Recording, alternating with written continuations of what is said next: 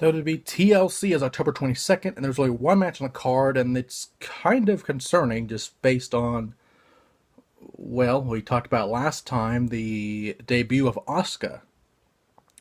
And everyone did assume that Asuka would just debut and potentially face the women's champion Alexa Bliss, or whoever the champion may be at that time in that match. But I guess that is not the case, as Alexa Bliss will defend the title against Mickie James.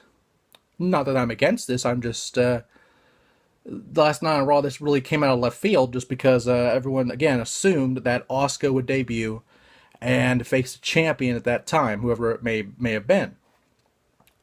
But, you know, at the same time, this is interesting.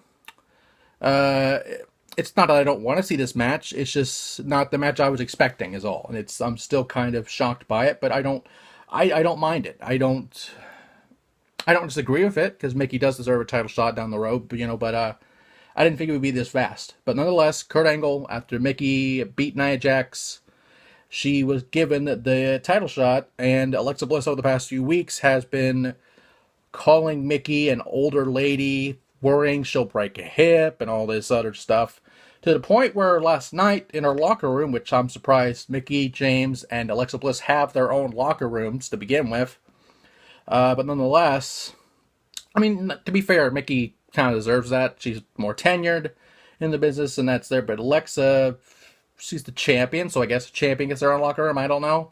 I don't know how it works down there, but I guess that's a thing. But like I was saying, to the point where they had Depends and a Walker and all kinds of stuff in her locker room, planted by, I assume, Emma and Alicia Fox.